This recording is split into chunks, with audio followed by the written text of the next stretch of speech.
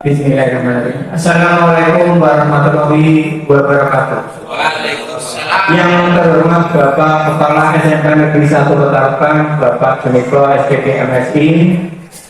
Yang saya hormati Bapak Wakaumas, Bapak Tony Chandrolito SPD, dan Bapak Guru SMK Negeri 1 Ketarakan. Marilah kita pada hari ini panjatkan puji syukur kehadirat Allah Subhanahu wa Ta'ala, sehingga pada hari ini kita masih diberi kenikmatan, yaitu nikmat sehat, ya, sehingga bisa melaksanakan kegiatan yaitu diseminasi budaya positif, ya, di SMK Negeri 1 Petarukan. Salawat dan salam mari kita aturkan pada junjungan Nabi besar Nabi Muhammad SAW. Yang berikutnya yaitu pembukaan, ya. Marilah pada acara pada hari ini kita buka dengan membaca basmalah. Bismillahirrahmanirrahim. Acara yang kedua yaitu sambutan dari Bapak Kepala Sekolah atau yang mewakili. Yang mewakili monggo Bapak Tony Chandrolito, amin Tuhan. Terima kasih Pak Agus. Sudah Alhamdulillah. Assalamualaikum warahmatullahi wabarakatuh. Bismillah, alhamdulillah, wa ni'matillah, wa syukurillah, wa la hawla wa la quwwata illallah. Allahumma sholli wa sallim wa barik ala Muhammad wa ala alihi wa ashabihi wa mawalah. Ya Nabi ya Ba'dah, amma ba'd. Yang saya hormati Bapak Kepala SMK Negeri 1 Petarukan, seluruh sivitas akademis, Bapak Ibu calon guru penggerak dan rekan-rekan guru teknik mekanik industri, disyukur kehadirat Allah Subhanahu wa Ta'ala yang pada kesempatan pagi minggu yang menjelang siang ini kita masih diberi kenikmatan sehat walafiat untuk melaksanakan tugas kegiatan diseminasi untuk rekan-rekan calon guru penggerak angkatan 10. Salawat dan salam senantiasa kita berikan pada junjungan kita Nabi besar Nabi Muhammad SAW yang selalu kita nantikan sahabatnya di yaumil akhir. Bapak, Ibu, guru, calon penggerak dan rekan-rekan guru teknik mekanik industri dan teknik otomotif yang saya hormati.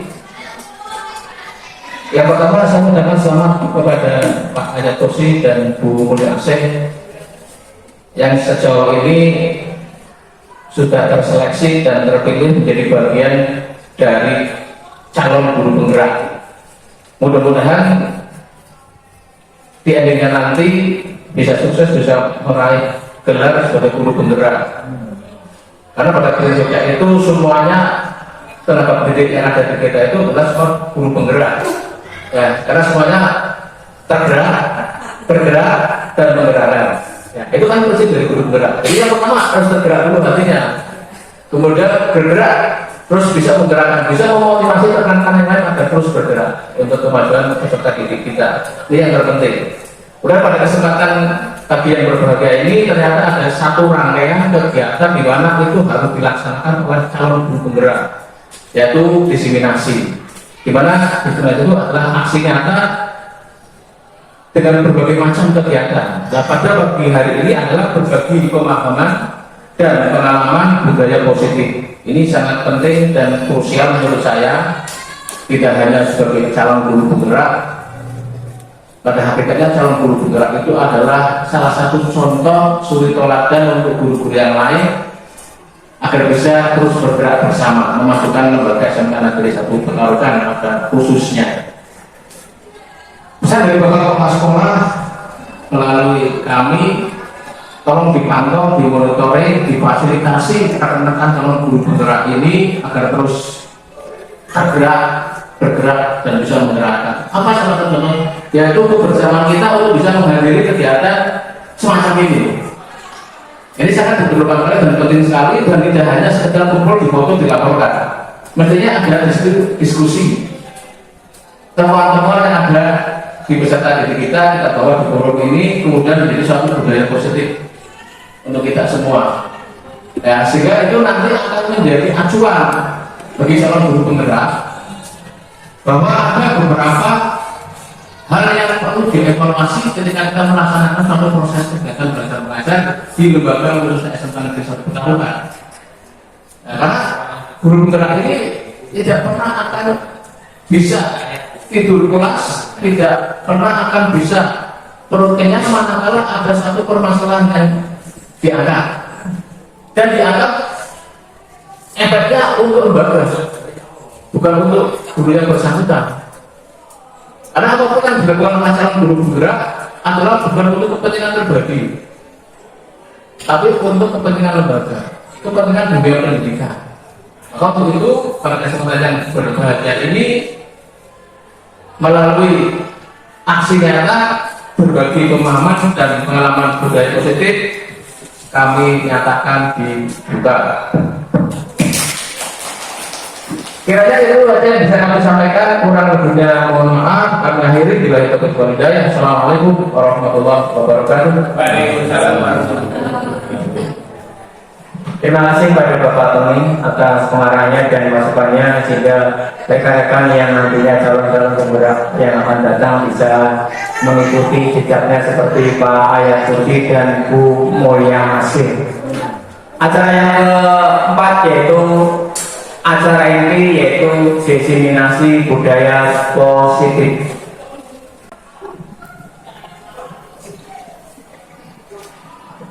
Terima kasih kepada Pak Agus. Bismillahirrahmanirrahim. Assalamualaikum warahmatullahi wabarakatuh. Waalaikumsalam warahmatullahi wabarakatuh. Yang terhormat Kepala SMK Negeri 1 Petarukan Bapak Julito SPD MSI, yang saya hormati Bapak Tony Condro SPD selaku Wakil Humas, dan yang saya hormati Bapak Agus Pujarto SPDAD selaku Kepala Program Kalian KTPK Industri, dan Ibu Bapak Guru SMK Negeri 1 Petarukan yang saya hormati pula. Izinkan saya untuk memaparkan aksi nyata diseminasi berbagi pemahaman dan pengalaman budaya positif di SMK Negeri 1 Petarukan dengan moto Guru Bergerak Indonesia Maju. Ibu Bapak yang saya hormati, kaitannya dengan aksi nyata, memang ini sebagai wujud calon guru penggerak mengimplementasikan apa yang sudah didapat dalam proses pendidikan guru penggerak. Aksi nyata ini juga harus dibuktikan kegiatan-kegiatan yang sudah diwujudkan sesuai dengan filosofi pendidikan kinerja dewasa, yaitu belajar merdeka. Mohon izin saya berdiri supaya bisa leluasa menyampaikan materi. Dan tadi saya sudah menghadap kepada Mas Komar bahwa beliau nanti akan kesini khusus ada tamu, dan nanti secara simbolis sudah dibuka oleh Pak Tony kegiatan aksi nyata diseminasi berbagi pemahaman dan pengalaman budaya positif di SMK Negeri 1 Petarukan.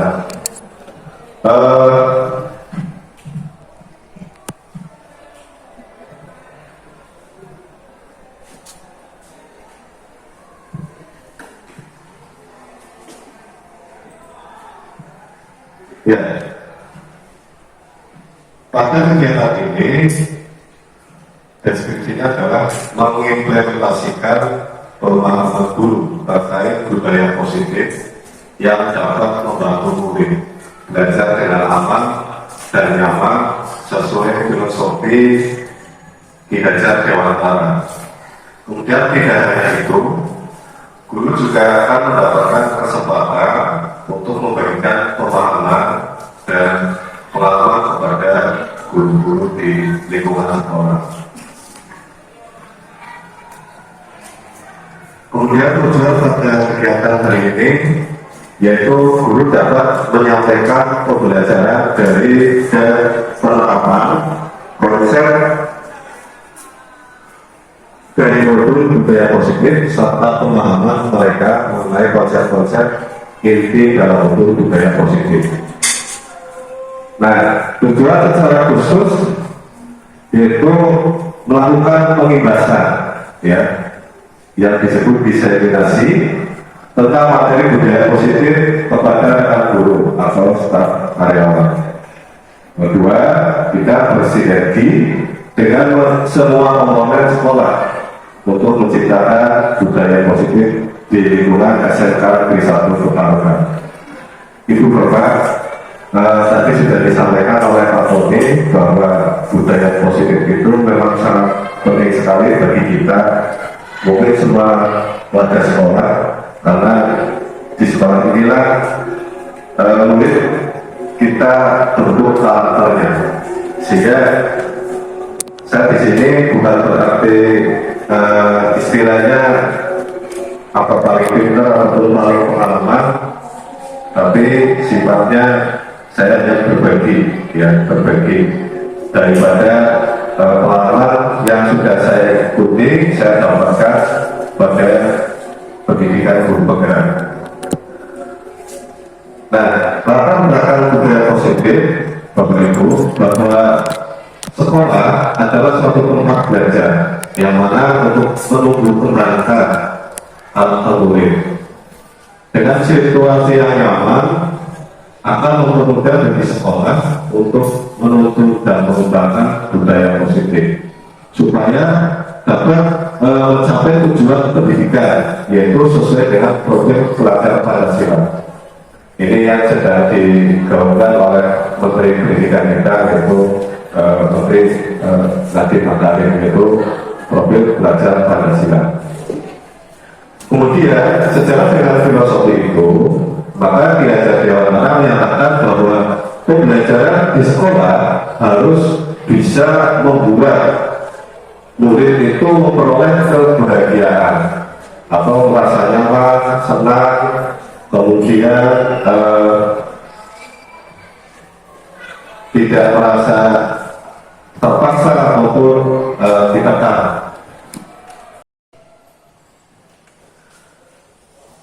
Bapak Ibu, kita lanjutkan pada paparan berikutnya adalah tentang budaya positif, yaitu ada sebuah stimulus ataupun teori yang mana dikembangkan oleh William Grossen, yang mana Bapak Ibu mencoba mempraktekkan untuk menggenggam tangan.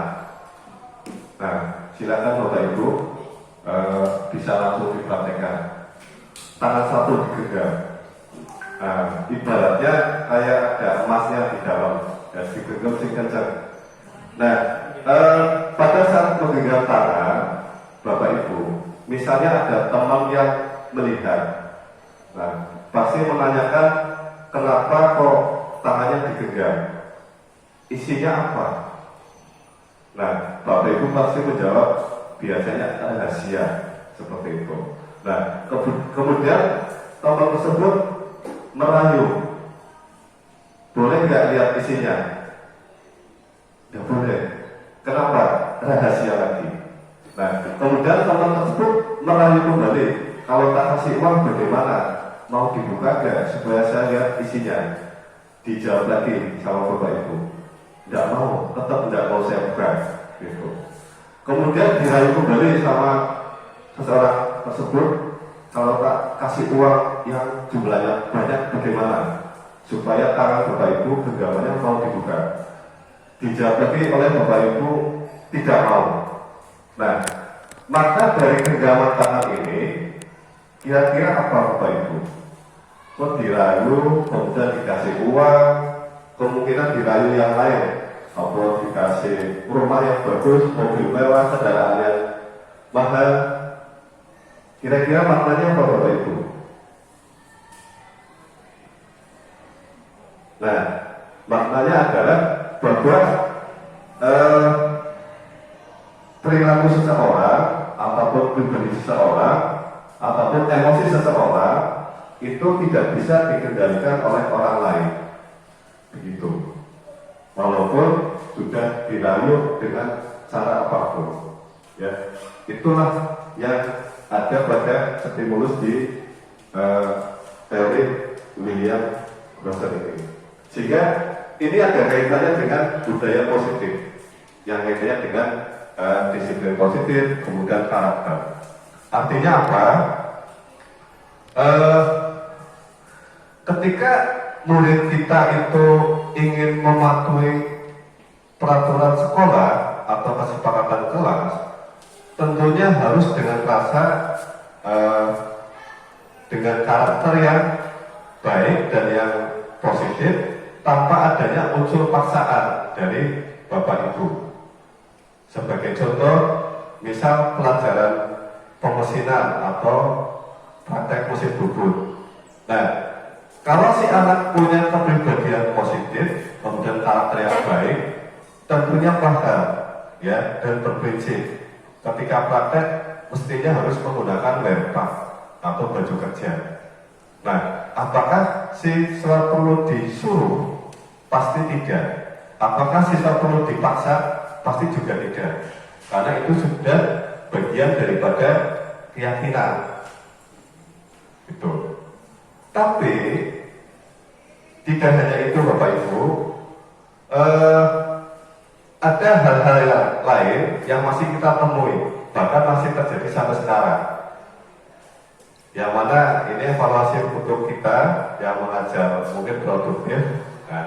Nah, intinya tadi ya, bahwa budaya positif adalah anak mentaati peraturan sekolah ataupun kelas tanpa adanya unsur paksaan dari Bapak Ibu atau seseorang. Itu. Kemudian kalau dikaitkan dengan miskonsepsi atau teori kontrol, nah di sini Dr. William Glasser menyatakan bahwa ilusi guru dalam mengontrol murid. Yang kedua adalah ilusi bahwa semua penguatan positif, efektif dan bermanfaat. Yang ketiga, bahwa kritik dan membuat orang merasa bersalah dapat menguatkan karakter. Yang keempat, ilusi bahwa orang dewasa memilih hak untuk memaksa. Nah, jadi di sini misal nomor 3, bahwa kita mengkritik itu untuk membuat orang supaya karakternya lebih kuat, ya. Jadi bukan untuk menjatuhkan, tapi supaya karakternya, entah itu murid kita atau teman kita, itu karakternya lebih kuat. Kemudian kita sebagai bapak ibu disebut orang dewasa, itu seakan-akan memiliki hak untuk memaksa, sehingga sering terjadi baik saya ataupun teman-teman ketika mengajar itu kadang ada anak yang nggak nurut, ya Bu Asih. Kita seakan-akan memaksa, kamu harus mengerjakan tugasnya Bu Asih, kalau enggak nanti nilainya kosong. Atau enggak, Pak, ini hidup ataupun aktif, gitu.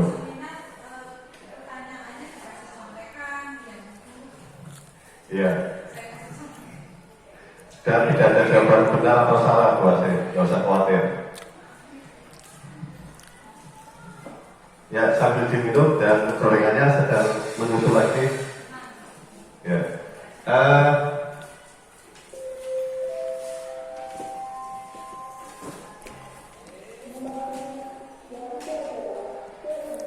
Ya, berikutnya adalah ini ada pertanyaan pemantik Bapak Ibu. Misalkan nomor 1, Bapak Ibu cukup menjawab saja setuju atau tidak setuju. Yang pertama, apakah hukuman dapat mendisiplinkan anak? Tidak setuju. Pak Wijil? Setuju. Bu Wida? Setuju. Nah, ini menarik Bapak Ibu.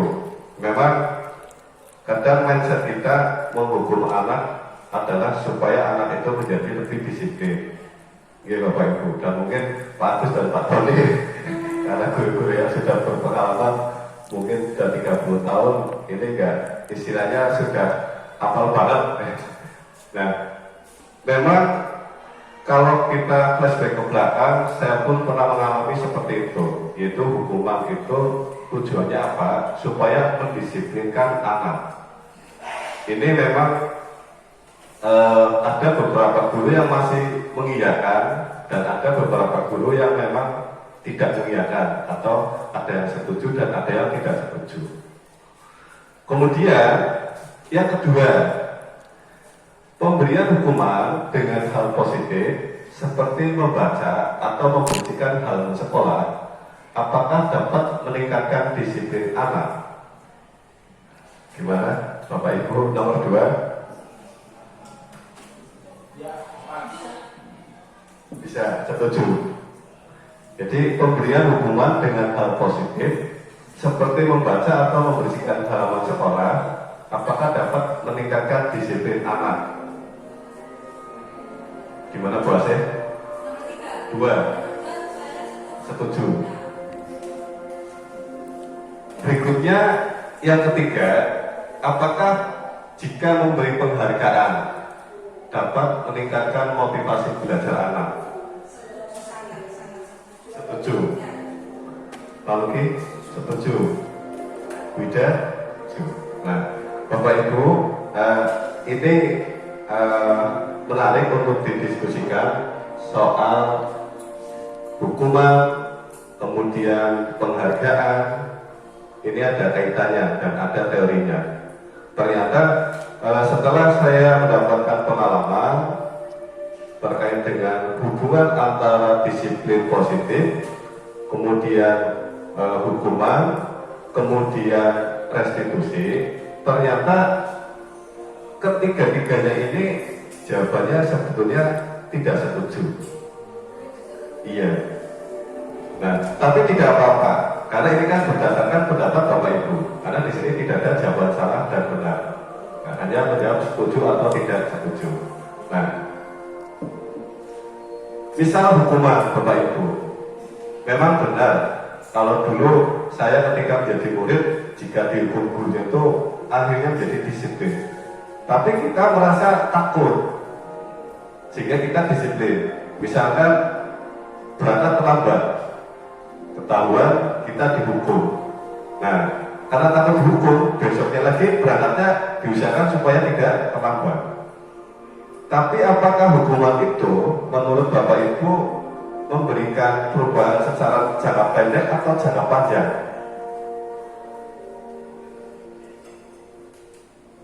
Nah, menurut teorinya itu hanya jangka pendek, karena mindset murid pasti yang ada di memori atau dalam pikiran mereka hanya takut dihukum. Tapi kalau mindsetnya itu hilang, pasti bisa saja mengulangi lagi, terlambat lagi, seperti itu. Sehingga hukuman ternyata tidak efektif dalam mendisiplinkan anak.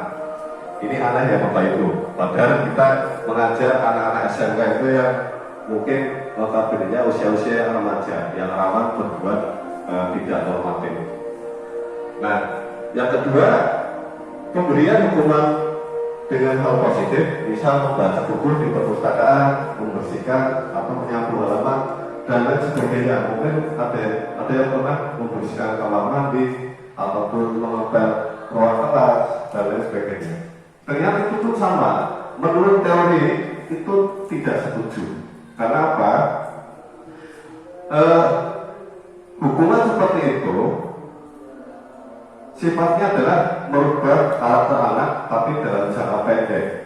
Karena anak pasti berpikiran, kalau saya melanggar aturan nanti takut disuruh bersih-bersih ruangan, ataupun suruh lari bisa, atau mungkin suruh nyapu halaman. Nah, itu. Nyatanya sampai sekarang kita tidak munafik ya, masih ada anak yang melanggar, walaupun sudah dihukum seperti itu. Suruh bersih-bersih, mungkin suruh nyapu, dan sebagainya. Nah, ini Bapak Ibu, ternyata tidak efektif. Apalagi yang ketiga, penghargaan. Ini penghargaan ini Bapak Ibu, kalau tidak sesuai, pasti akan menjadi seperti masalah. Misal ini Bapak Ibu, misal Pak Wijil di sini guru paling rajin atau paling teladan. Nah, pada saat acara penghargaan guru terbaik atau guru terfavorit atau guru paling teladan, jatuhnya ke Bu AC. Padahal Bu AC sering terlambat, kadang mengajar juga enggak. disiplin. Nah, kok diberi penghargaan? Nah, maka ini salah satu efek atau dampak dari memberi penghargaan. Kalau kita umpamakan pada siswa atau murid, misalnya karena si A itu dekat dengan saya, walaupun nggak pintar, dikasih penghargaan. Nah, nanti yang pintar tapi nggak dekat, nggak dikasih penghargaan. Nah, ini nanti timbul rasa iri, sehingga penghargaan pun bersifat kurang efektif untuk kita terapkan kepada murid. Tinggal kita bagaimana untuk menerapkannya, ini masih sepertinya apa ya, beda-beda persepsi. Karena nyatanya pemerintah juga masih memberikan penghargaan. Saya minta izin Mas ya.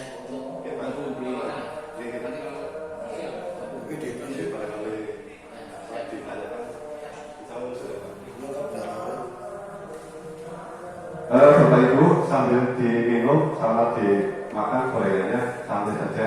Kita nunggu 1 jam. Ya.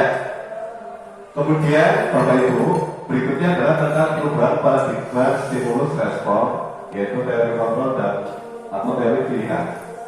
Nah, misal siapa sesungguhnya yang memiliki kontrol?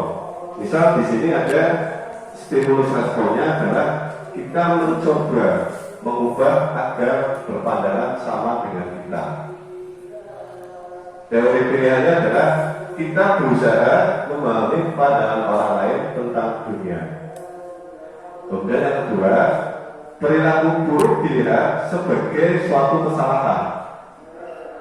Padahal secara teori kontrol, semua perilaku itu memiliki tujuan. Ini realistis ya Bapak Ibu. Memang kalau orang yang punya perilaku buruk ya pasti dianggap sebuah kesalahan. Padahal belum tentu. Karena orang yang mempunyai perilaku tertentu pasti memiliki tujuan. Gitu. Kemudian orang lain bisa mengontrol saya. Pada teorinya adalah hanya Anda yang bisa mengontrol diri Anda. Ya tadi di awal sudah diberikan contoh ketika menggunakan kepala tangan, Bapak Ibu dirayu sama seseorang ternyata nggak mau buka. Nah itulah makna daripada genggaman tangan tadi. Ya, jadi yang bisa mengontrol adalah Bapak Ibu sendiri, bukan orang lain. Kemudian berikutnya adalah saya bisa mengontrol orang lain. Ya, teori kontrolnya adalah Anda tidak bisa mengontrol orang lain. Betul. Nah, ini yang kita menjadi apa ya?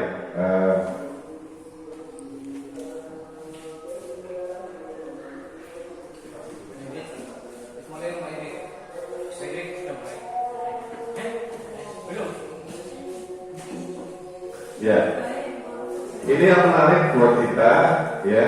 Jadi bahwa kita tidak sepenuhnya bisa mengontrol murid. Misalnya murid disuruh disiplin terus, atau suruh mengerjakan tugas terus. Nah, nanti seakan-akan siswa atau murid itu merasa terpaksa, itu Bapak Ibu. Karena pada teori kontrolnya adalah kita tidak bisa mengontrol orang lain, kita hanya bisa mengontrol diri kita sendiri. Berikutnya adalah pemaksaan ada pada saat rujukan gagal. Nah, ketika kita merayu atau membujuk kemudian gagal, pasti kita secara tidak sadar atau tidak secara langsung kita ujung-ujungnya setengah maksa. Setengah maksa ya efektif, akhirnya maksa. Begitu Bapak Ibu. Suruh mengerjakan, kemudian suruh ini, suruh itu. Padahal di teori kontrolnya adalah harus berkolaborasi, menciptakan pilihan-pilihan yang baru. Dan yang terakhir, stimulus respon model berpikir menang atau kalah, yaitu teori kontrolnya adalah model berpikir menang dan menang. Nah, maka apakah makna disiplin itu? Bahwa disiplin itu berasal dari bahasa Latin, yaitu disiplina, yang artinya adalah belajar. Ternyata disiplin itu yang dulu kita pahami seperti maknanya taat. Disiplin kan taat ya, kemudian patuh, kemudian mungkin bisa tanggung jawab dan lain sebagainya. Ternyata pada makna di teori ini, makna disiplin itu ternyata belajar, ya belajar. Jadi murid pada saat berusaha mendisiplinkan diri, ya mereka sedang belajar. Seperti itu Bapak Ibu. Kemudian disiplin diri membuat orang menggali potensinya menuju sebuah tujuan apa yang dia hargai. Dan dalam budaya kita, makna disiplin telah berubah menjadi sesuatu yang dilakukan seseorang pada orang lain untuk mendapatkan kepatuhan. Sehingga kecenderungan umum adalah menghubungkan kata disiplin dengan ketidaknyamanan. Ya, betul sekali Bapak Ibu. Memang kalau kita tidak disiplin, bisa berangkat bekerja saja, kalau terlambat kita kurang nyaman, takut kena teguran, takut mungkin tentara pembinaan dan pimpinan. Nah, maka bukan dengan apa yang kita hargai atau pencapaian suatu tujuan mulia. Nah, maka di dalam teori motivasi perilaku manusia, yang pertama ada motivasi eksternal, yang kedua ada motivasi internal atau motivasi ekstrinsik dan motivasi intrinsik. Yang pertama, motivasi eksternal itu untuk menghindari ketidaknyamanan atau hukuman. Sehingga apa yang terjadi apabila saya tidak melakukannya. Jadi ini adalah faktor daripada motivasi ekstrinsik atau eksternal. Yang kedua, untuk mendapatkan imbalan. Ya, jadi faktor eksternal yang lain adalah kita melakukan disiplin, tapi berpikiran untuk mendapatkan imbalan atau penghargaan. Itu baik dari orang lain maupun dari institusi atau lembaga atau sekolah. Dan ketiga adalah motivasi internal atau intrinsik, yaitu motivasi untuk menghargai diri kita sendiri. Yang mana kita akan menjadi orang yang seperti apa bila saya melakukan apa. Nah, sehingga inilah makna daripada budaya positif, yaitu menggunakan motivasi internal atau intrinsik, yaitu sebagai tujuan disiplin positif. Jadi bukan faktor dari motivasi orang lain atau dan sebagainya. Nah, sehingga menurut Ki-Hajar Dewantara bahwa merdeka itu artinya tidak hanya terlepas dari perintah, akan tetapi juga cakap dalam atau membuat pemerintah diri sendiri. Jadi tidak hanya kita tunduk dari perintah orang lain atau pimpinan, tapi kita juga bisa memerintahkan diri kita sendiri. Untuk apa? Untuk disiplin. Seperti itu Bapak Ibu. Nah, Bapak Ibu, tadi di awal Bapak Ibu sudah menjawab setuju atau tidak setuju.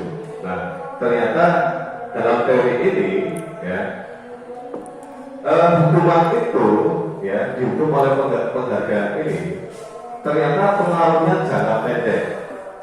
Kemudian penghargaan yang sifatnya menghukum. Kemudian penghargaan yang mengulangi ketepatan. Kemudian ada penghargaan yang tidak efektif, dan yang terakhir penghargaan merusak hubungan. Saya kira ini sangat jelas sekali. Misal saya ambil penghargaan yang merusak hubungan. Tadi Bapak Ibu, saya sudah menyampaikan, misalnya Pak Mijen guru biasa saja, tapi ternyata mendapatkan penghargaan guru terfavorit. Nah, sehingga di sini akan merusak hubungan dengan Bu AC. Padahal Bu AC adalah guru yang teladan atau favorit.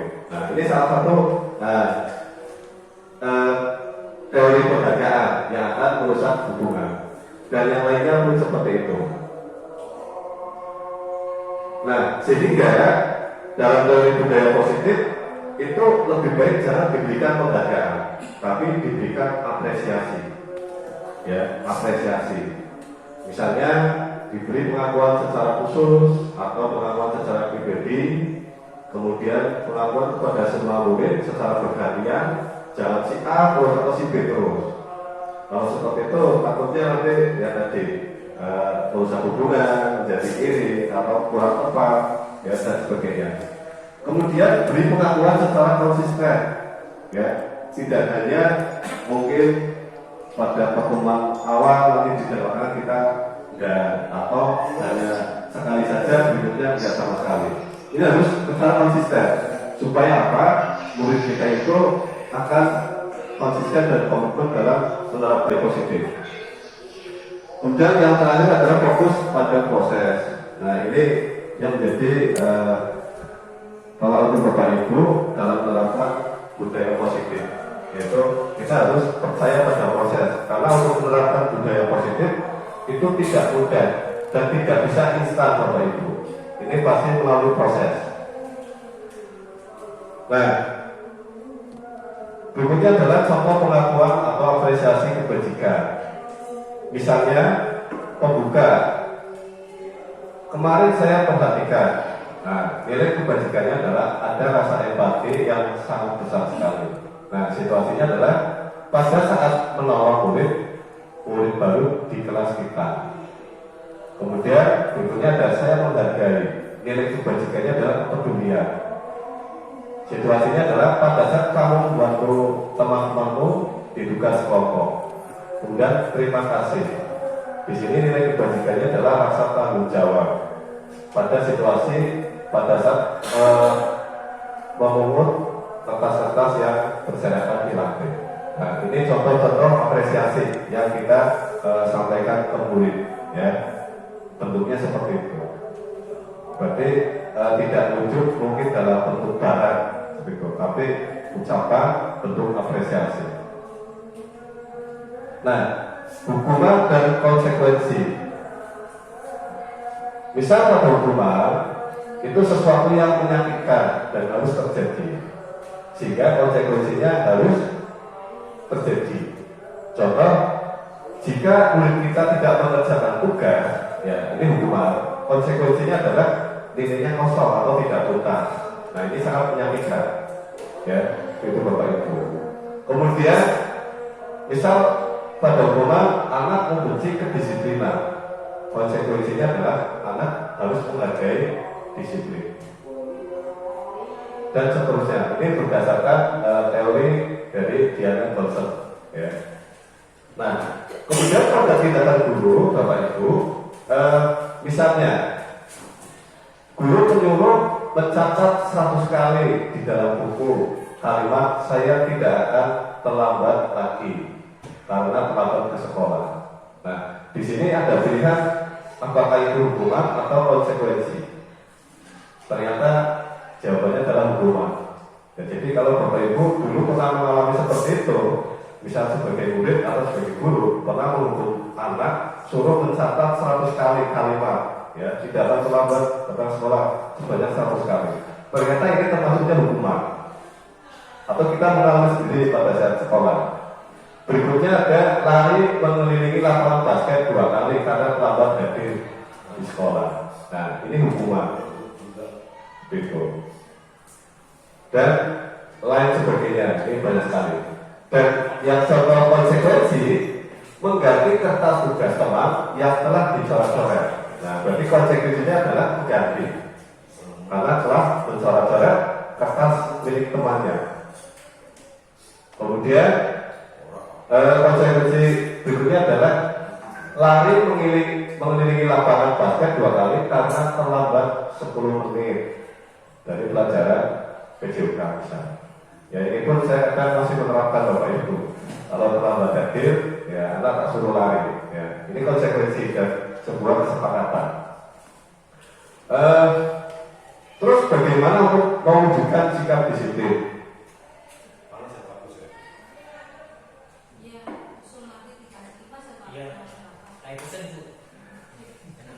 Amin.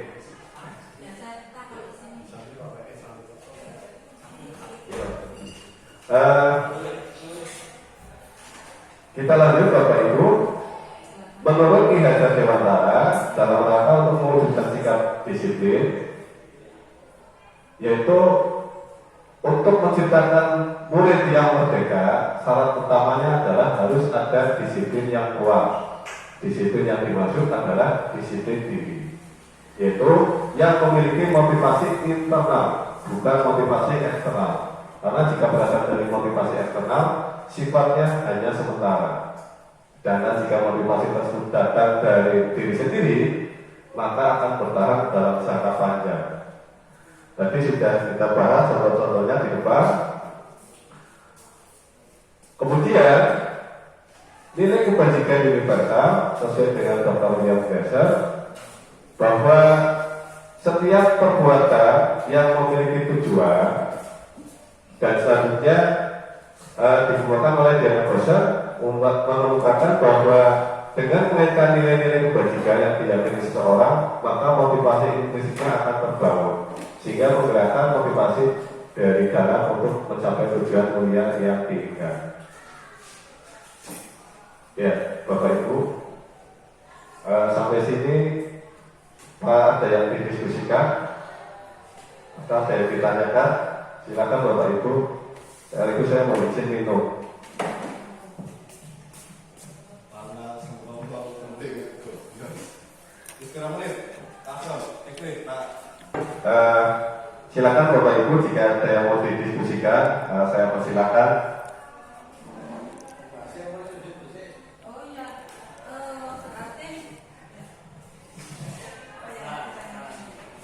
Sebelumnya terima kasih atas kesempatannya untuk bertanya. Berkaitan dengan disiplin positif berarti intinya dari internal kita ya maksudnya ya Pak ya. Nah, poin-poin penting untuk internal itu apa Pak? Contohnya perilaku yang seperti apa maksudnya? Terima kasih.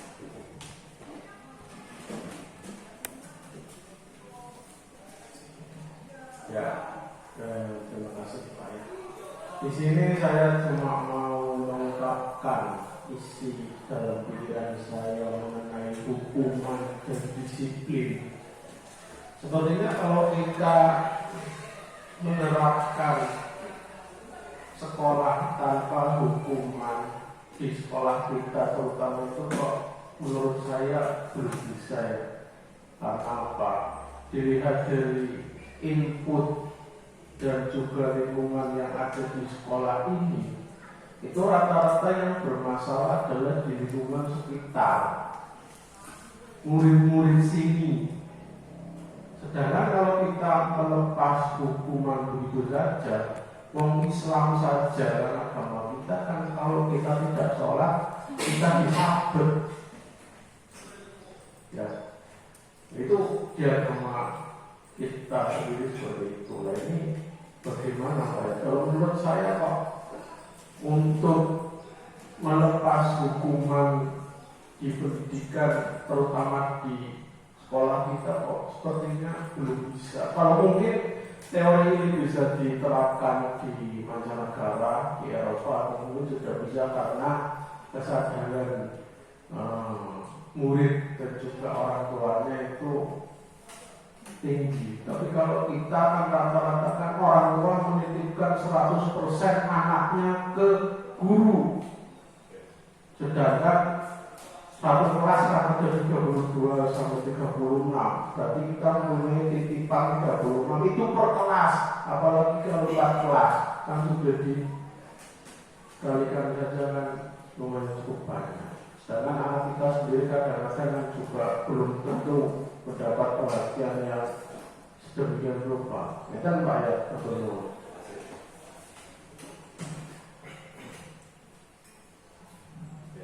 Ternyata istilah sebentar minum itu tambah kening atau itu.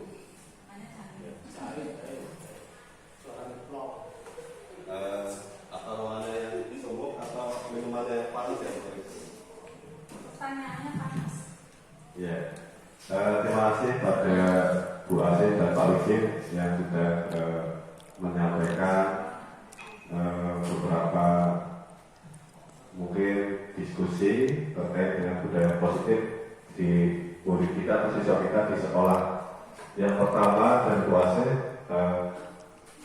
bagaimana atau contohnya untuk mendisiplinkan diri atau menerapkan budaya positif dari diri kita sendiri. Ya, tadi di awal sudah kita bahas bersama bahwa motivasi untuk disiplin itu datang dari dua sumber. Yang pertama adalah motivasi yang berasal dari eksternal atau ekstrinsik. Contohnya apa? Kita mau disiplin, tapi karena ada kemauan supaya mendapatkan penghargaan. Ada lagi mungkin pujian dan lain sebagainya. Nah, model motivasi seperti ini itu kurang efektif dan hanya bersifat jangka pendek. Nah, supaya bersifat jangka panjang, maka yang digunakan adalah motivasi yang berasal dari diri kita sendiri atau internal atau intrinsik. Nah, maka kembali ke teori kontrol emosi, bahwa yang bisa mengendalikan diri kita itu adalah diri sendiri, bukan orang lain. Nah, sesuai dengan filosofi Belajar Dewantara, untuk menjadi murid yang kuat, kemudian menjadi murid yang merdeka, salah satunya adalah bisa memerintahkan diri kita sendiri. Supaya apa? Supaya bisa menjadi murid atau seorang yang mematuhi budaya positif ataupun disiplin positif. Ya. Kalau menurut saya, ini mohon maaf kalau tidak sesuai ya, karena teori budaya positif juga ini masih terbilang hal baru untuk saya. Bahkan selama kuliah pun kayaknya nggak mendapatkan, sehingga saya baru mendapatkan 1 minggu yang lalu. Kemarin saya berdiskusi dengan Pak Akram, ternyata Pak Akram juga mempelajari karena kaitannya PMN, sehingga mempelajari restitusi kalau nggak salah. Kalau pandangan ya Bu Asih, menurut saya bisa saja faktor kebiasaan ataupun motivasi yang ada pada diri kita, atau kemungkinan juga sudah bawaan. Karena kalau menurut teori Belajar Dewantara itu sebetulnya kita sebagai guru itu tidak bisa merubah anak atau bahasanya merubah karakter anak, karena ada filosofi pemikiran Belajar Dewantara namanya guru itu ibarat petani yang hanya sebagai penuntun. Nah, petani itu ya menanam padi. Nah, padi itu hasilnya beras, nggak mungkin hasilnya yang lain. Sama halnya siswa, mungkin siswa sejak lahir diberikan ada dua sifat, yaitu kodrat alam dan kodrat zaman. Nah, kodrat alam ini yang bawaan dari lain. Jadi kita sebagai guru, kalau misal anak itu memang ditakdirkan dapat, kemudian nggak disiplin, misal dan lain sebagainya, kita tidak bisa untuk merubahnya. Hanya bisanya membimbing, menuntun, mengarahkan, memotivasi. Dan kodrat zaman yang kedua adalah bagaimana kita sebagai guru untuk memfilter pengaruh-pengaruh budaya dari luar terhadap lingkungan kita di sekolah supaya anak atau murid tidak terpengaruh. Nah, pandangan saya itu Bu Asih, mungkin kalau kurang pas ya mohon maaf, mungkin saya mesti belajar lebih banyak lagi. Dan berikutnya Pak Wijil, memang kalau bicara realita ya, siswa kita itu rata-rata susah untuk mematuhi peraturan yang ada di sekolah. Bahkan nggak usah jauh-jauh, lingkungan yang ada di sekolah pun anak-anaknya susah untuk diatur. Kalau melihat teori ini diterapkan di sekolah, terus terang saja saya pribadi menjawabnya itu butuh proses. Bukan berarti tidak mungkin ataupun tidak bisa, tapi perlu proses seperti itu.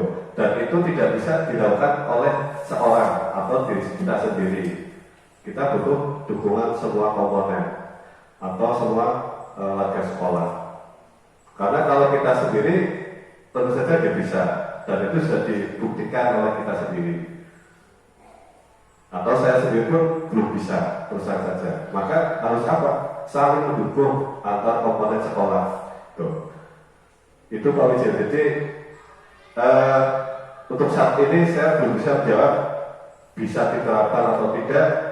Jawaban saya adalah itu butuh proses. Kalau bicara tidak bisa diterapkan, kenapa teori diciptakan? Kan seperti itu. Kalau bisa, nyatanya belum efektif. Kan begitu Pak Wijil. Ya kan? Kita kadang masih berpegangan dengan hukuman, sanksi, dan lain sebagainya.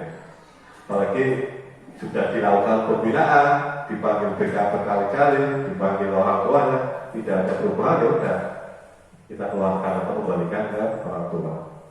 Nah, itu Pak Wijil. Mudah-mudahan bisa diterima tanggapan dari saya, dan Bapak Ibu kita lanjutkan. Nah, kaitannya dengan budaya positif, Bapak Ibu, ini ada hubungannya dengan kebutuhan dasar manusia. Pada kebutuhan dasar manusia itu ada 5. Yang pertama, yang paling dasar sekali adalah kebutuhan bertahan hidup atau survival. Yang kedua, kebutuhan kasih sayang dan rasa diterima. Yang ketiga, penguasaan atas kemampuan. Yang keempat, kebebasan akan pilihan. Dan kelima adalah kesenangan. Nah, ini ada kaitannya dengan temuan-temuan pada murid kita. Kenapa murid kita masih melakukan melanggar tata tertib ataupun melanggar kesepakatan kelas ya? Pasti ada kaitannya dengan 5 kebutuhan dasar manusia. Misal ada anak yang mengambil bekal makanan temannya, maka pasti ada hubungannya dengan nomor 1, karena tujuannya apa? Untuk bertahan hidup. Mungkin belum sarapan atau belum makan dari kemarin, kan seperti itu. Atau mungkin ada melakukan yang saling perhatian dengan sesama lawan jenis, supaya apa? Ada rasa kasih sayang atau supaya diterima, atau hal-hal lain. Kemudian ada penguasaan atas kemampuan. Misalnya ada murid atau siswa kita yang merasa jadi seperti penguasa di kelas. Nah, ini berarti murid tersebut merasa seperti paling bisa atau paling mampu, sehingga dikatakan penguasaan atas kemampuan. Yang keempat adalah kebebasan akan pilihan. Nah, ini yang menjadi hal menarik untuk dalam menertibkan siswa, karena kaitannya dengan pelanggaran siswa itu ya nomor 4 salah satunya, yaitu kebebasan dalam pilihan akan pilihan. Misalkan bebas tidak mentaati aturan ataupun seenaknya sendiri, padahal sudah ada peraturan atau kesepakatan kelas. Yang terakhir kesenangan, ada murid juga yang melakukan hal-hal yang bersifat hanya untuk bersenang-senang.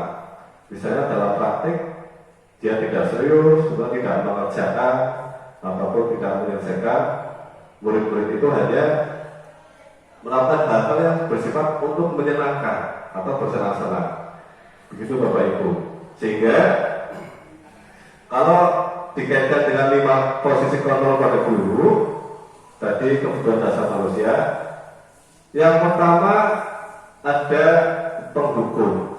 Nah, pendukung di sini apabila Bapak Ibu sering ya menunjuk-nunjuk siswa atau murid, kemudian menyakiti, kemudian menyindir atau membuli ya.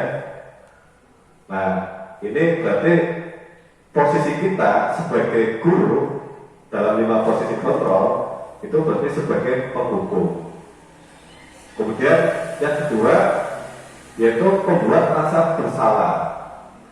Misalkan Bapak Ibu mengatakan kamu itu seharusnya begini begitu, ataupun Bapak Ibu melakukan perkataan dengan nada yang tinggi sehingga murid merasa bersalah.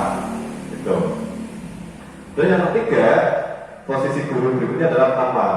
Nah, teman di sini bisa dibuktikan dengan kata-kata ayolah lakukan demi ibu atau lakukan demi bapak. supaya tugas kamu selesai atau tugas bapak selesai atau nilainya tuntas dan lain sebagainya dan yang ketiga, posisi guru berikutnya adalah sebagai pemantau. Nah, pemantau ini biasanya dibuktikan dengan bisa menyesuaikan diri, kemudian mengawasi. Nah, itu berarti posisi kita sebagai pemantau, mengawasi. Tuh. Dan yang terakhir sebagai manajer.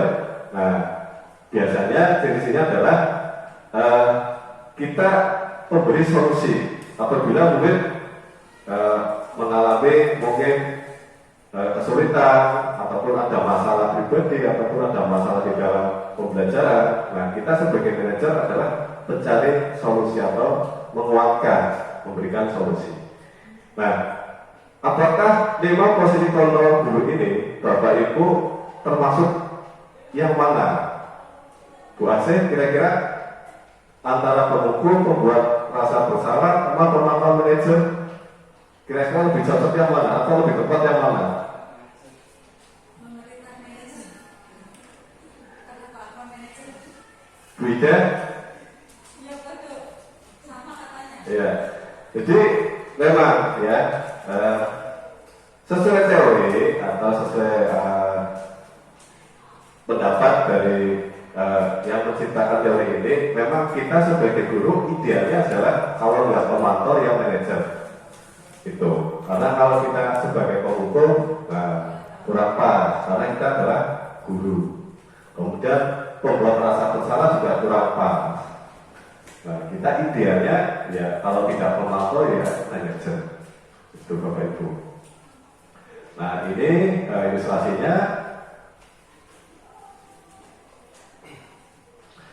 Dan ciri-cirinya tadi di tabel sudah, ini penjelasan lebih spesifiknya bahwa jika kita sebagai guru ada di posisi pemukul, maka biasanya menggunakan hukuman, memberikan hukuman secara fisik atau verbal. Verbal itu mungkin kalimat yang nyinggung ya. Kemudian orang-orang yang dalam posisi pemukul senantiasa mengatakan bahwa sekolah memerlukan ini itu atau alatnya harus lebih dan sebagainya. Itu. Kemudian yang kedua, pembuat merasa bersalah. Pada posisi ini biasanya guru akan bersuara lebih lemah lembut, seperti ini. Kemudian pembuat merasa bersalah juga akan menggunakan keheningan untuk membuat orang lain merasa tidak nyaman atau bersalah atau meredam diri.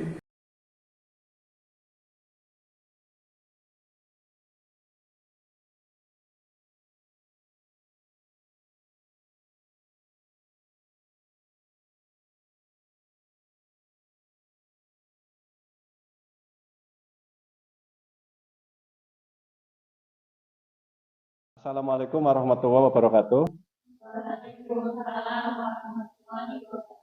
Selamat siang anak-anak. Pada kesempatan kali ini, Bapak akan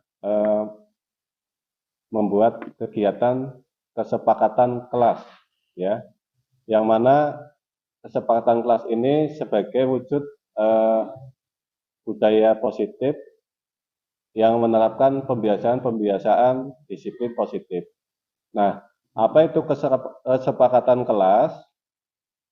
Yaitu perjanjian yang disepakati antara guru dan siswa atau antar siswa. Kemudian tentang norma-norma perilaku yang diharapkan di dalam kelas. Kesepakatan kelas ini mencakup hal-hal seperti ketertiban, kemudian sikap menghargai satu sama lain, partisipasi aktif di dalam pembelajaran, dan tanggung jawab terhadap tugas-tugas. Kemudian, tujuan kesepakatan kelas yang pertama adalah menciptakan lingkungan belajar yang aman, inklusif, dan produktif. Yang kedua, mengembangkan rasa tanggung jawab dan kemandirian siswa. Yang ketiga, mempromosikan penghargaan dan rasa hormat di antara siswa dan guru. Yang keempat, menetapkan ekspektasi yang jelas untuk perilaku di dalam kelas. Yang kelima, meningkatkan partisipasi dan keterlibatan siswa di dalam proses pembelajaran.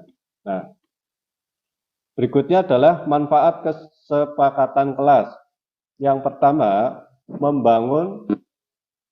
membantu membangun komunitas belajar yang positif dan kooperatif. Mendorong siswa untuk bertanggung jawab atas perilaku kalian sendiri. Mengurangi gangguan di dalam kelas dan meningkatkan fokus pada pembelajaran. Memperkuat hubungan antara guru dan siswa, serta siswa dengan siswa.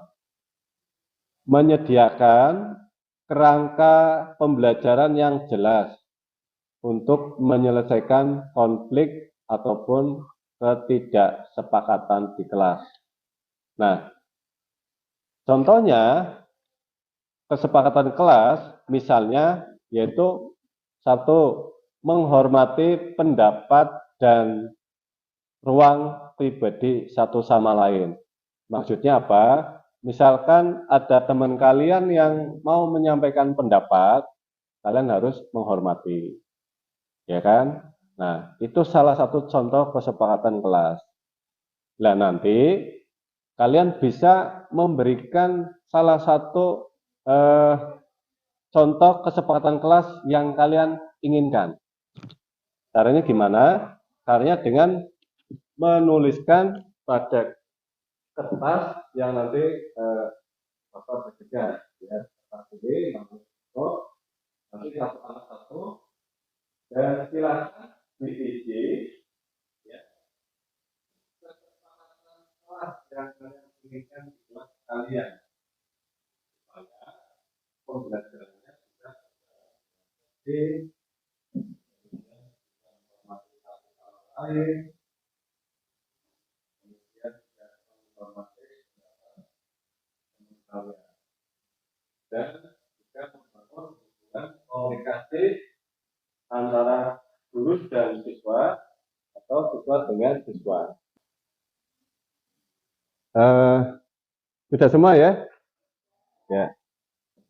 Baiklah, akan kita baca satu-satu kaitannya kesepakatan kelas yang sudah kalian tuliskan pada kertas ini. Yang pertama yaitu jangan ngobrol atau dilarang berbicara ya sendiri saat guru sedang menjelaskan atau dilarang berbicara pada saat pelajaran, ya kan? Nah, setuju nggak? Sepakat ya? Nah, ini kelihatannya bagus sekali. Ini mudah-mudahan bisa kita terapkan nanti di kelas. Yang kedua, saya ingin waktu pembelajaran dibolehkan untuk minum. Setuju nggak? Sepakat nggak? Sepakat? Sepakat ya? Oke. Jadi kalau sedang pelajaran kita semua boleh minum gitu ya? Tapi nggak makan ya? Ya, cuma minum. Baiklah. Berikutnya ada yang menuliskan saya ingin kelas menjadi bersih. Ini juga bagus. Karena pengamatan guru-guru yang mengajar di kelas, rata-rata kelasnya itu nggak bersih. Nah, contoh yang kalian gunakan sendiri, kelasnya bersih nggak? Ya. Nah, kira-kira siapa? Guru atau siswa yang melanggar? Nah, karena apa? Makan di kelas, tapi sampahnya tidak dibuang pada tempatnya. Nah, ini mungkin bisa ditambahkan, ya, misal buang sampah pada tempatnya kan gitu, supaya kelasnya bersih, kan gitu. Berikutnya adalah tidak tidur saat jam pelajaran dimulai. Ini juga bagus, karena realitanya kadang teman-teman kita nih ya, nggak tahu karena capek kerja atau capek begadang. Kadang masih kita jumpai teman-teman kalian itu tanpa disadari ketiduran di kelas. Nah, ini penting. Karena apa? Jika tidur di kelas, ini akan mengakibatkan tidak memahami pelajaran yang disampaikan oleh guru. Nah, ini perlu kita gali lebih jauh. Biasanya ditanyakan, kenapa tidur? Apa sakit? Ya kan? Atau semalam kerja? Atau memang kurang tidur semalam? Nah, jadi jangan dinilai negatifnya dulu, ya. Takutnya, ternyata si anak ini orang tuanya misal nggak kerja atau sakit sehingga terpaksa harus kerja sampai malam, sehingga kalau sekolah kecapean, ya gitu. Ini bagus, tapi perlu ini ya, perlu digali lebih jelas lagi. Berikutnya adalah tidak boleh makan saat jam pelajaran berlangsung, ya. Tadi sudah kita sampaikan di awal, kelas tidak bersih akibat kalau makan sampahnya tidak dibuang pada tempatnya. Ya, ini juga bagus dan mudah-mudahan komitmen bersama ya ketika kalian memberikan keyakinan kelas atau kesempatan kelas ini ya harus dilaksanakan ya supaya apa kelasnya bersih. Itu. Berikutnya di sini tidak tidur pada jam pelajaran atau ketika guru menjelaskan. Ini sama ya dengan ini ya. Ini tidur ada dua. Sehingga boleh saya kelompokkan di sini. Nah, gitu karena usulannya sama-sama tidak boleh tidur. Ya. Berikutnya selalu menjaga kebersihan kelas dengan membuang sampah pada tempatnya. Berarti ini kalau saya kelompokkan, tidak boleh makan di kelas, buang sampah pada tempatnya, kemudian menjaga kebersihan kelas. Nah, ini jadi satu sini. Nah, kita kelompokkan. Nah, karena usulannya sama. Ya. Tuh. Berikutnya mengerjakan piket kelas. Nah, ini piket berarti kaitannya kebersihan atau ada yang lainnya? Kalau piket, kerjaannya apa? Kebersihan? Oh ya, berarti sendiri ya, terpisah ya. Kemudian terakhir saya ingin siswa lebih menghargai guru yang sedang menjelaskan, seperti tidak ngobrol. Nah, ini berarti jadi satu. Nah, ini juga jadi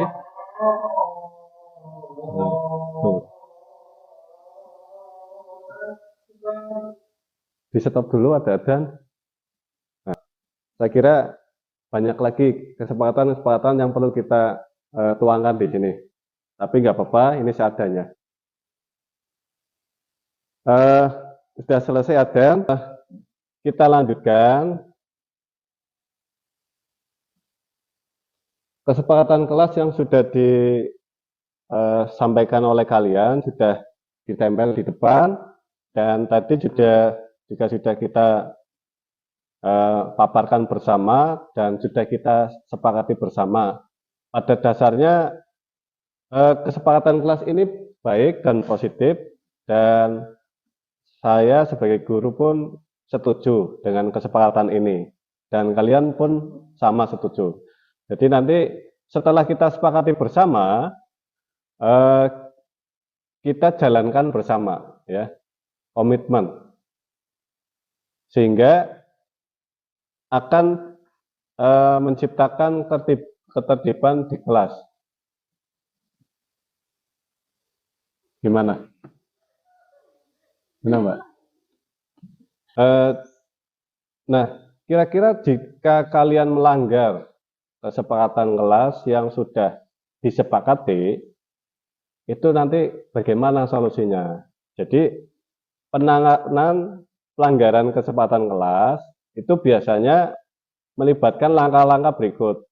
Misal, nah kita identifikasi dulu pelanggarannya apa? Ya, yang kalian langgar apa?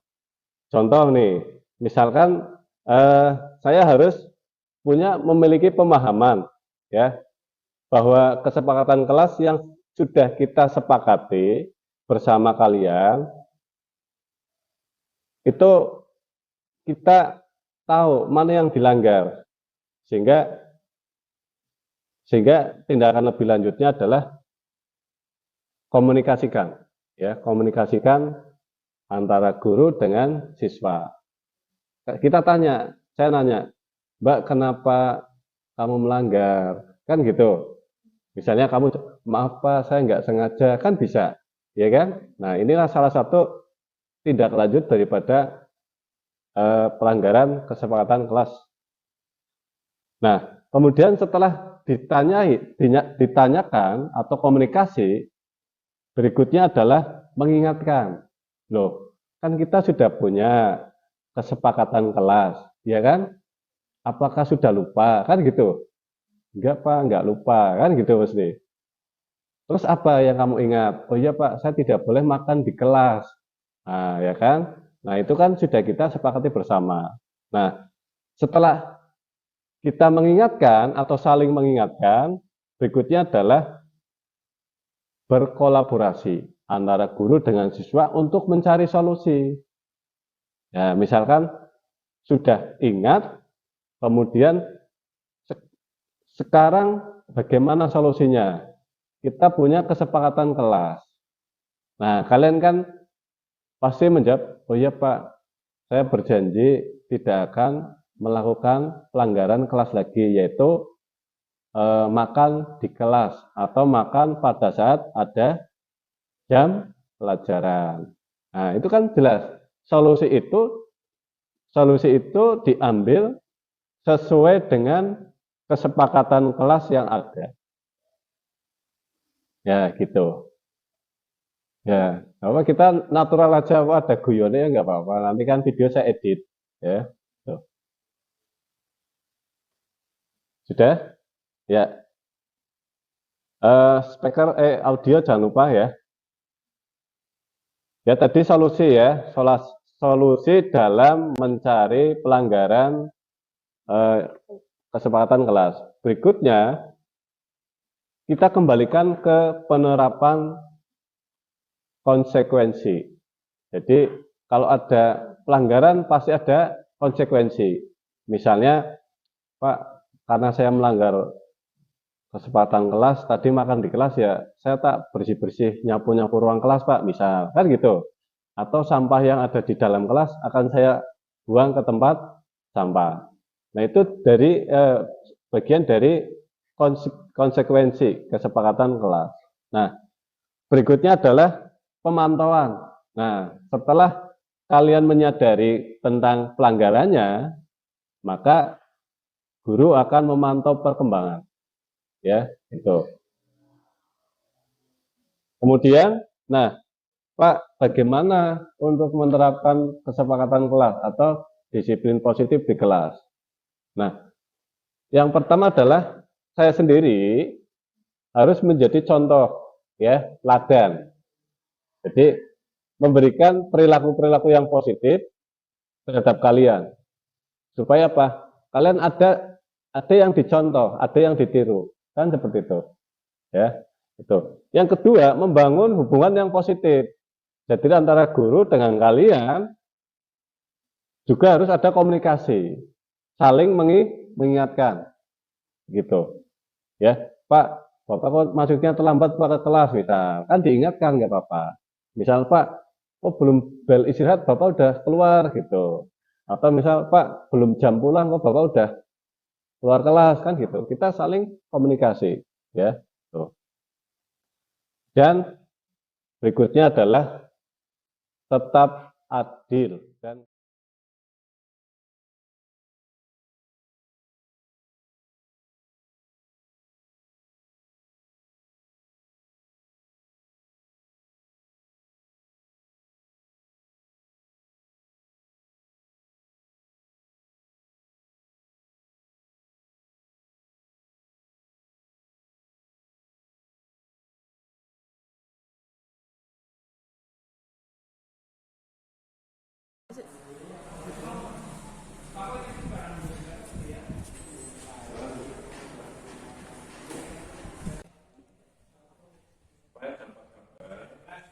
informasi bahwa kamu dipanggil oleh BPK. Ya Pak. Katanya kamu melanggar aturan tata tertib sekolah tidak menggunakan seragam dan lengkap. Kamu tidak menggunakan seragam lengkap apa saja? Saya tidak menggunakan itu dan memakai sepatu putih Pak, tidak memakai sepatu hitam. Dan terus juga saya memakai kaos kaki putih Pak. Baiklah. Menurut kamu apakah itu tindakan sudah baik, sudah benar atau belum? Belum Pak. Belum. Tapi kira-kira menurut kamu solusinya bagaimana? Saya akan berjanji untuk tidak mengulangi lagi Pak, dan memakai seragam lengkap dan memakai sepatu hitam dan memakai kaos kaki sesuai jadwal Pak.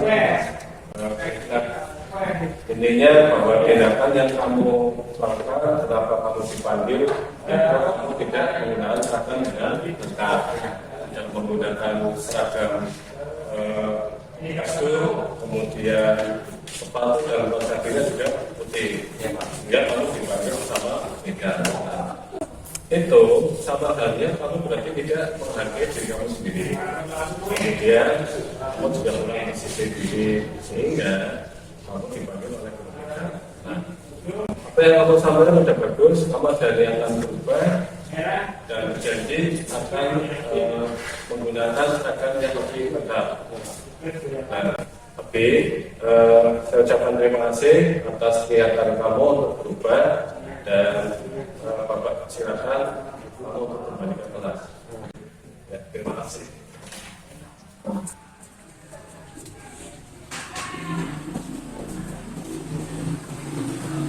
Silakan. Selamat siang, Mbak. Selamat siang, Pak.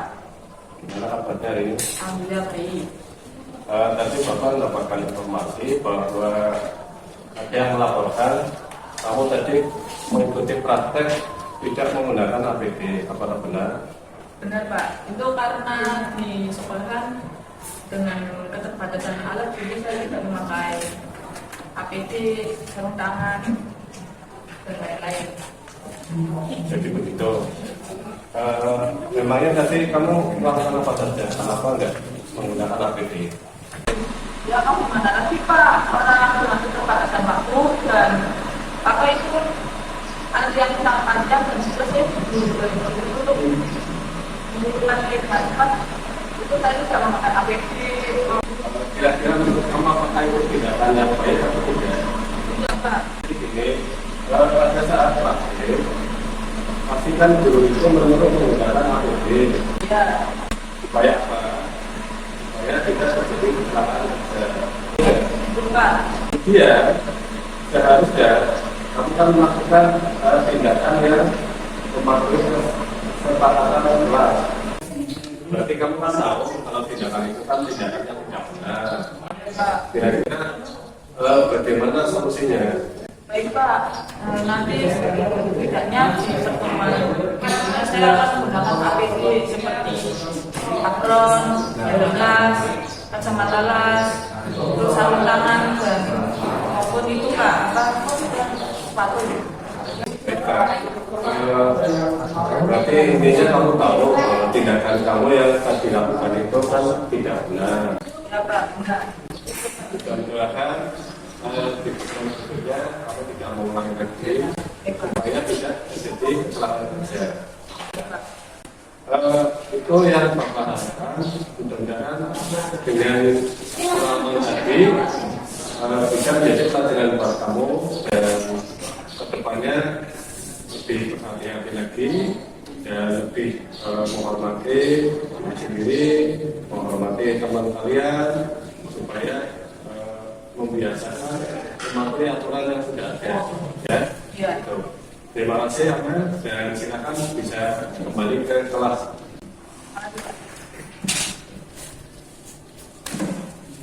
Assalamualaikum warahmatullahi wabarakatuh. Perkenalkan, nama saya Abdul Baitullah dari kelas 11 TMI 2. Saya sangat senang sekali diajak diskusi oleh Pak Ayat tentang kedisiplinan dan tata tertib sekolah. Pak Ayat memberikan solusi supaya saya harus lebih disiplin dan tidak melanggar aturan sekolah. Dan saya berjanji akan lebih disiplin dan menaati peraturan sekolah. Sekian, terima kasih. Assalamualaikum warahmatullahi wabarakatuh. Assalamualaikum warahmatullahi warahmatullahi wabarakatuh. Perkenalkan, nama saya Amelia Vega dari kelas 11 TMI 2. Saya sangat senang sekali setelah diajak untuk berdiskusi oleh Pak Ayat. Intinya saya harus menghormati diri sendiri maupun teman lainnya sehingga pada saat saya praktik bisa lebih bersabar dalam menggunakan APD dan tidak melanggar aturan dan kesepakatan tersebut. Sekian, terima kasih. Wassalamualaikum warahmatullahi wabarakatuh.